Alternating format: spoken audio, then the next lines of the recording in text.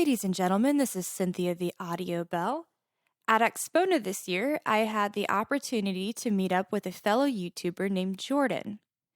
His YouTube channel is all about things home theater. I urge you to check it out. The channel is called Haterade Cowboy Cinema. There's actually a funny story about the name that you might ask him about. Jeremy and I met Jordan for the first time at the Texas Audio Roundup last year. Since then, Jordan and I collaborated with that home theater dude on a live stream talking about some cool toys we got to see and hear at Axpona 2023. In this video, Jordan and I do a short debrief on our time at the show. Jordan has been to CES, but this was actually his first time attending Axpona. We're mostly just chit-chatting in this video, so it's spotty with reviews here and there, but we also talk about Chicago pizza and different things as well. He posts a ton of videos on his channel, has a full-time job, and he's young. Ladies?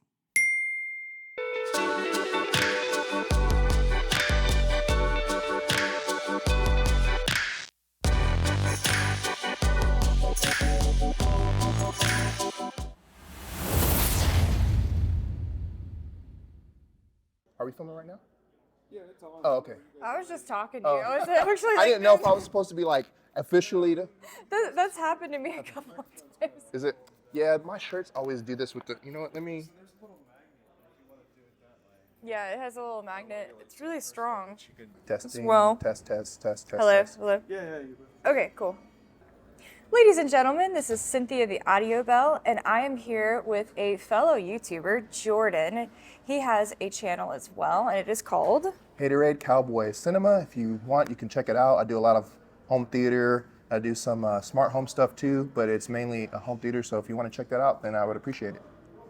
And this is actually his first Axpona, and I really wanted to get his thoughts on it. I guess we'll start off with that. What are your first impressions of the show? So yeah, this is my first time at Axpona. I didn't really know what to expect. You know, I've talked to you and talked to some other YouTubers, and they said it's really cool. I will say it's not as overwhelming as something like CES, but it's a little bit overwhelming in the fact that there's just so many rooms. Like it's a huge hotel, so there's just rooms upon rooms upon rooms. And, you know, I shot a lot of stuff. I probably have a good maybe 15 videos, but I've seen maybe like 10% of this place. But it's a really, really cool place. I like that you can go in, sit down. You don't have to talk to anybody if you don't want to. You can just check out the speakers, the equipment, and then if you want to get some more information, then you can always reach out to the representatives of the company. But this is really cool. Like, I want to come back. I don't know if it's always going to be like an every year thing to where I can come every year, but I would definitely come back. It's typically yearly around this time. Now, during the COVID stuff, when all that happened, they kind of closed it down, I think, twice. And then there was another one similar to this Rocky Mountain Audio Fest that ended up closing down too, which is really sad. So this is kind of one of the last of its kind. I know that Florida has one similarly. Yeah. I think there's one in Seattle too. But I've not been to CES, so I'm sure that is a lot larger than this for sure. I can't even begin to describe the scale, but I want to say it's probably 100 times bigger than this, because you have the main convention center, and then you also have the Venetian where the casinos are. They have a hotel there and there's stuff there, but the main floor, it's incredibly huge. There is a lot of walking. I think the first day I did like 20,000 steps or something like that. So wow. It's a ton of walking. There's booths everywhere. For me, the first day was a little bit overwhelming, and I didn't really. It's hard to get your bearings. I don't like the way that they have the numbering system where the booths and stuff are. The last day, I finally figured out where everything was. But yeah, CES is a lot bigger. But I like this because it's smaller and it's easier to find stuff. Everything's pretty much, pretty normal. You can download the room list, see where everybody's at. But yeah, this is really cool. How about you? I mean, how many times have you been here? So I've been to Axpona once. I went to a couple of Rocky Mountain Audio Fests in years past, and then I went to the Texas Audio Roundup, which is a lot smaller. I wouldn't consider it a real audio show, so to speak, but it was kind of more like a short, small little get together over a weekend. This I would consider one of the larger ones I've went to, so I couldn't imagine how large CES is. It's very, very overwhelming. I talked to some people there that they said that was like their 25th time coming to CES, and I'm like, man, that's a lot. But they're like editors and stuff like that. So I want to go back. I don't know.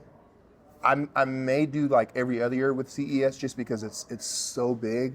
But interestingly enough, I was staying at an Airbnb and I didn't realize that Las Vegas, the hotels are actually pretty cheap because they want people to come there. So I think next time I would actually stay at the hotel that they have there. But yeah, this is a cool place. This is my first time in Chicago. Technically not. I've been to Chicago before, like for layovers, but I've never really like stayed here and done stuff. So this is really cool. I got my first Giordano's pizza the other day, and actually I went there again yesterday. So I've had it twice. It's really good. Did you guys? We still got to go there. You still gotta go? Yeah, we're probably gonna get it tonight. We had pizza at another place, and then we wished we would have gone to the place he went to. Yeah.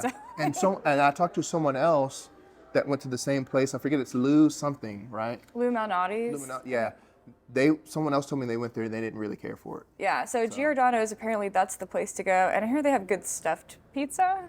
Yeah, so I got the deep dish, and I believe it's called like deep dish stuffed, I think, but it's layered. So you've got like a thin layer of crust, which I like. It's actually kind of flaky. It's not too thick. It's not too thin. But then they put like it's kind of hard. I don't know if it's technically layered or if it's just stuff, but it's about. I got the 6-inch, and it's about that thick. So you have to use a fork and a knife. It's not like your standard pizza, but they also have thin crust there. I was gonna try the thin crust yesterday, but I was like, nah, I'm just gonna stick with it. Yeah, let me get the Chicago thing. Right. So yeah, if you guys get a chance to check that out, because I mean, there's one that's like just down 10 the road. minutes from here. Yeah. One question I really wanted to get in as far as Axpona stuff. This isn't your first rodeo, Haterade Cowboy. Get it? Anyway, this isn't. I like that. This isn't your first rodeo. You've been to audio shows before. If you've been to CES, so that's way bigger than this. My question really circled around like if you had stars in your eyes at the show, or if you really had the right expectations going into these rooms. What are your thoughts on like the way things sounded, the overall experience of everything, the people, and all of that? So I will say everyone's been pretty nice so far. Obviously, I'm kind of on the other side of it, like as far as like just showing up and demoing the rooms because I'm filming so much, but. I think that it's a pretty cool, like people are, if you ask someone for information on the speakers, they'll very willing to help you. I would say that expectations, again, I didn't really know what to expect just because it was my first time, but it's a really cool show. I think if you have a chance to come here, next year, 2024, because today is the last day, but if you have a chance to come here, I think you would really enjoy it. I've enjoyed it so far. There's been a couple times where I've just went into the rooms and just sat there not filming. I will say, kind of to echo some of the other people that I've talked to, that some of the rooms they just have it just way too loud. Mm-hmm. And at that point, some of the speakers they start to distort a little bit. They don't sound as good, and it's a little bit harsh. So I did hear some complaints about people saying that it was too loud.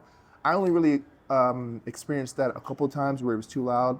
But other than that, like, there's some really, really cool speakers here.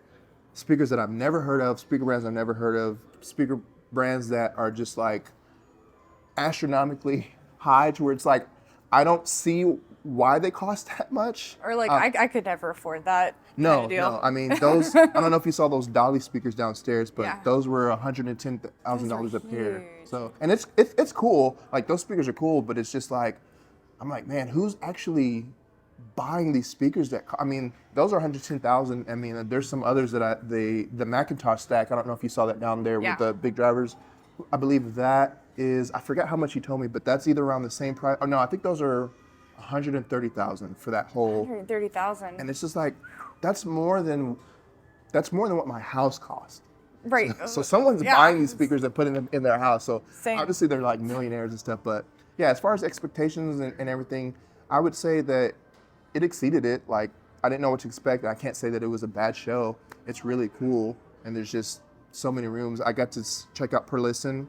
Did you check those out? I loved the subwoofers. Yeah, those subwoofers are, and I was a little bit disappointed only in the fact that they didn't have it turned up very loud because I saw them for the first time at CES, but they still sound amazing. So, and I mean, just you wanted beautiful. To be a little more bassy.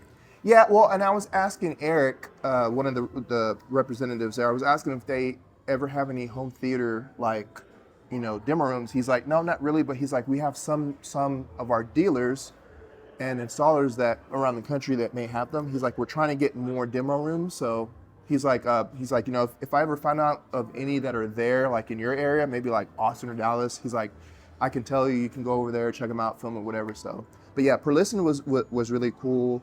The Vocal room sounded amazing. They have those new Tiva speakers. That sounded really, really cool. I'm trying to think of anything else that I heard that really stood out, and I'm sure I'm remembering. But yeah, how about you? Well, I really like the Per Listen subwoofers as well. And did you know those are actually their entry-level ones? Yeah, they're around $3,000. I'll probably never be able to afford Per Listen, but just being able to hear. And interestingly enough, the guy who created Per Listen also, I believe, did the Arundel speakers. Those are the speakers that I just started replacing mine with. They're called what? Arundel. Arundel? So they're from Norway. Yeah, I have some videos on my channel. Beautiful speakers, awesome speakers. A lot of people really love them. They're not very known yet. Mm-hmm. And I've asked them if they ever have any plans to come to these shows, but I don't think they do right now because they're kind of small.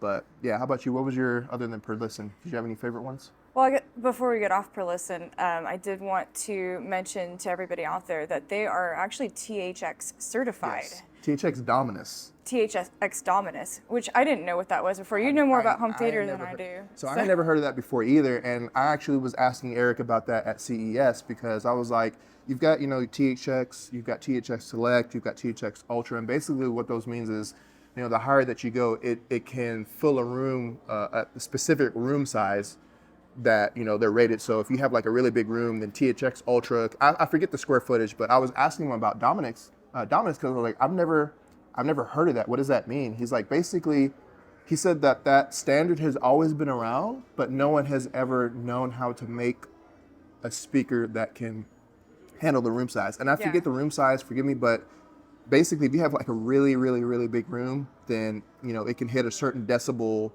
at a certain distance and it can fill that room. So they're the first ones, I believe. M&K has the only other Dominus subwoofer. M&K? M&K, yeah. So I think Shane Lee has a video on his channel, but yeah. So THX Dominus, like that's pretty impressive that they were the first ones and really the only ones that have a speaker like that. So pretty incredible. Well, other things as far as bass, I heard the Diptyque planar magnetic speakers. Oh, okay. I don't think I heard those. You got to go up there. It's up there on the same floor as Per Listen. Okay. It's literally right. They're neighbors. 12th floor? Yes. Okay. And they're planar magnetics, and they look like really modern Japanese screens or room dividers, and they actually have bass. Interesting. I think they're dipoles with bass. Yeah. They were small? No. Smaller? No. Okay. They're about as big as like some of the bigger Magnepans. Yeah. Okay. And they're around $5,000 for their, or not $5,000, $50,000. I was gonna say not that's $5,000. That's pretty reasonable. Pretty good for their flagship model. But yeah, they've got bass, and he was like playing some stuff that was actually modern, not playing the regular classical tracks that they're accentuating the highs on in a lot of these rooms. Because I feel like in a lot of the rooms they want to accentuate highs and not so much extend down with the bass. Being in a hotel room, it's understandable, but also, depending on the speaker, it may struggle. So, but they were actually exercising these speakers. Nice. Yeah, it's always a kind of an interesting environment when you're in a hotel room because there's typically not like acoustic treatment. It's not an ideal environment. There's windows, and I know for filming, like it's kind of difficult because some of those rooms are like so dark. Yeah, we had to come to a window here to film this. So. Exactly. So yeah, most of these rooms are pretty dark. I was like, when you come in there to film, there's like a light bulb that's like this big, like a couple of them, and I'm like, I don't know how to do this. But yeah, most of the time I would just adjust the ISO. But yeah, it's a pretty interesting environment when you have these, hundreds of $1,000 speakers in a little room. So I can also see why some people will say maybe it's overpowering, like maybe if they turn it up too loud because it's a small room. But Yeah, it's definitely an experience coming to Axpona. I didn't realize there were so many speaker brands that exist. Yeah, I didn't And either. yeah, and it's just like each year I'm surprised. yeah, and I'm like I've never heard of 75% of these companies. Well, before we kind of wrap this up, I did want to share with the audience a little bit about you. So, Sure. what got you into this in the first place, and tell them a little bit about what you do in general. So I've also tried to think about that. I don't remember exactly like if there was a specific moment where I got into home theater. I do remember when I was younger, probably either I was a teenager or before, I went over to a friend's house and he had just kind of like this modest surround sound thing with this gaming setup. I believe it was in like a Nintendo 64. I think he had like some computer speakers that was surround sound and had a little bitty subwoofer, but I remember like listening to that and I'm like, this is really cool. Like, this is almost kind of like a theater. So I think that kind of got me, gave me the bug. And then when I was in high school, I started kind of like dipping into, buying a DVD player. I had a tube TV, and then I had like a couple speakers, and then that just evolved. And then I remember basically the first system that I bought was a HTIB. It was a home theater speaker, home theater in a box. Home theater in a box. Yeah, okay. So it was a Sony. And I remember I was telling my coworker about it. And I was like, yeah, I've got surround sound, this, and that. And he's listening to me. He's like, oh, okay. And I would talk to him about it a few times. And then at one time, he basically told me, he was like, yeah, that system, that's trash. And I was like, what do you mean? He's like, if you want surround sound, yeah. He basically told me, if you want a good surround sound, you need to go with separates. You need to buy a receiver, and then you need to go buy the speakers that you want, buy your subwoofer. And I was like, what are you talking about? So I started researching.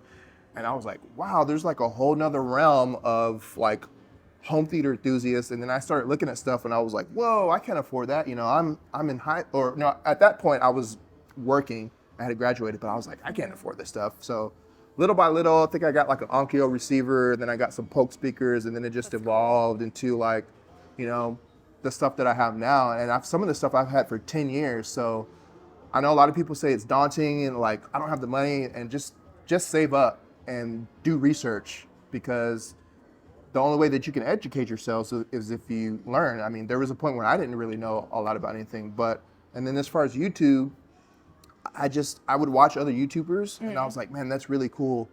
And I knew that I had a lot of knowledge. I don't know everything. I'm still learning. I won't sit here and profess that I know everything about home theater, but I felt like I had enough knowledge to share with others, and there was certain things where I was like, nobody's talking about this. Like, I feel like, so, I thought about it for a while, and I was struggling, like, I don't know, like, I don't have any camera equipment, like, what about, being on camera, all this stuff. And then I remember one day I was talking to one of my buddies about home theater, and he was like, you should start a YouTube channel, like home theater. And so that was kind of like, okay, like, if my friend's telling me that, he doesn't even know I'm thinking about it. So I was like, you know what, let me just grab my phone. That's all I had at the time. Let me just go ahead and just start filming. I know it's not going to be good quality, but yeah, that's really, yeah, just start recording.